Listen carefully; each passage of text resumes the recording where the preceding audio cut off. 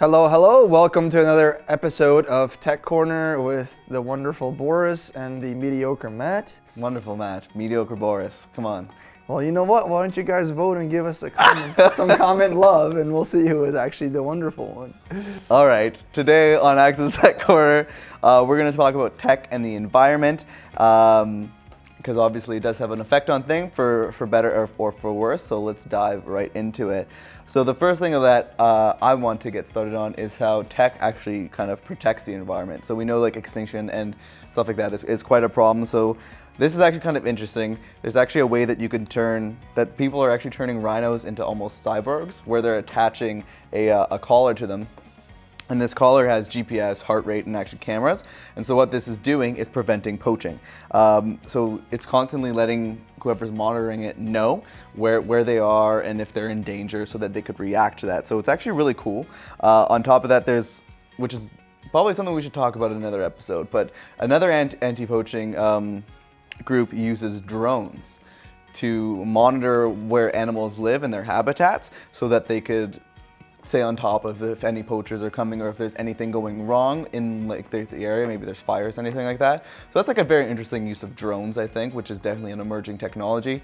Actually, my dad got me a little tiny drone for this Christmas. It was cool because I haven't got a toy in like the past like decade. So I think we should talk about drones next time.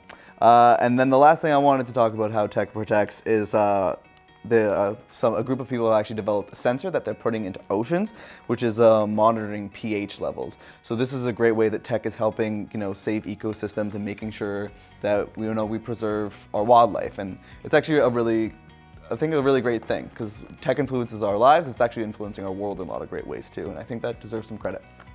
Awesome, Matt. I'm gonna go to the opposite end of that spectrum. I'm gonna give you some ways tech is not helping the environment. More specifically, electronic waste in Asia is rising at an astounding rate. In the last 5 years, e-waste has increased 63% in Asia. So the UN has actually issued a warning saying, they need to improve their recycling and disposing of all this waste because it's actually becoming a huge concern, not only for the environment, but health and safety of humans themselves. So for many years, Asia and other countries have been discarding electronics and electronic waste from wealthier countries into like abandoned, warehouses and stuff like that. And now it's catching up, and it's actually a big health concern. The thing is, Asia's income, the income gap has been shortening. So there's a lot more middle class. There's a lot more disposable income, and because of that, these people are now using smartphones, tablets, smart tech, smart home tech, etc. Christmas drones, maybe? Christmas drones, you name it, they're using it, right? So not only is it the Western world influencing and Asia disposing of it in some way, shape, or form, but now Asia themselves is using it and in some way disposing of it. The thing is, e-waste in China itself has doubled between 2010 and 2015. So Asia overall, 63% increase. China alone doubled in the last 5 years. And with our growth rates, that's just a scary thought. Mm-hmm. So that's definitely going to get more intense, I guess, as things go on. So it's definitely important that we stay on top of that and stay ethical with how we're disposing things. That makes sense. So let's scooch back over to the positives. It was all gloom and doom again. Sometimes we have to talk about the hard truths here on Access Tech Corner. So unbiased information. Yes, that's what 100%. We give you guys. So we can't talk about tech and the environment without talking about solar power, right? Right. It's an interesting topic. I think it's been growing quite recently. All the stuff that the man Elon Musk has been doing. He's been really pushing solar power, and it's just like everything he's doing in regards to solar power seems like, this is becoming more realistic. I think he also came out with the solar panel roof tiles recently, and they actually look pretty cool, and it looks like it'll have a significant impact on using solar in your home. So I think that's great. So some positives of it, it actually fights greenhouse gas emissions. Some of this you probably know, but we'll get into the details of it. And it reduces your use of fossil fuels. So this is all stuff that's gonna help us stop climate change, which is real, by the way, Donald Trump. And also on top of that, we are, solar power allows us to use an infinite resource versus a finite resource. So stuff like gas and stuff like that, we're constantly taking it from the earth and there's only so much of it. It's gonna run out, and solar power gives us something awesome from that. On top of that, when you're actually using solar power, it produces less like toxic emissions, and that's also all great for the environment.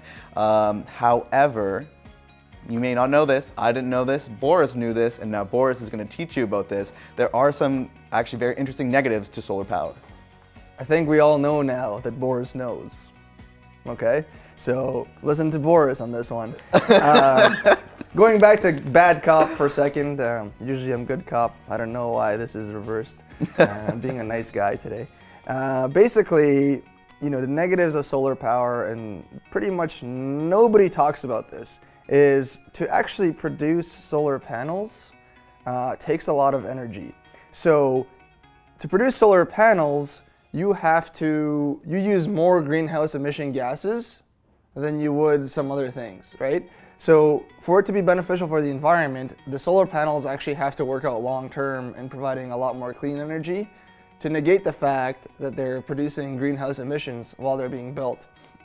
Another concern regarding solar panels is basically they're contributing to land degradation and also like habitat loss. So what do I mean by that? There's like large scale facilities that operate and they make solar panels. But the thing is, the materials that they use can be very toxic and very dangerous for the environment as well. So because of that, actually in China, they were just kind of like making them and then just disposing of this stuff. And now the Chinese government has said, you're not allowed to do that anymore. We're putting something in place where you have to properly, have like safety measures, because you guys are just dumping like toxic chemicals everywhere. And my concern around this is that there's, these imposed laws that you can't do that, but are they actually followed? Just like with most stuff in China, a lot of this stuff gets brushed to the side when it's like, in the nature of business, just get it done and think of the consequences 10 years, later, 20, 50 years from now, right? Yeah. So essentially what I'm getting at is, yes, solar is definitely the future. Yes, solar is gonna be a lot of clean energy, or provide a lot of clean energy for us, but just be mindful that right now it's still producing a lot of problems for our environment. However, I do really believe that as it gets more efficient, as people find out more about this, tech evolves, processes are put in place, it gets more efficient, it's gonna get better and better. Yeah, I think as people it gets more widely adopted, people are purchasing solar panels more, the cost to make it will go down, so they'll be able to put that saved cost into doing more environmentally friendly practices in the production of these things. Well, these kind of like environmental problems started because when they went to China to manufacture, and like you said though, now that, because tech always needs time to catch up and it's not perfect in the beginning, like you said though, as soon as that happens and as soon as it's kind of a standard, these problems will start going away. Yeah, so basically Elon Musk, save us, right? Oh, Matt. Until that happens, there's actually a way that you could measure the effectiveness of your solar panel and the environmental impact that it has. So basically this is called the Payback Period, or the EPBT.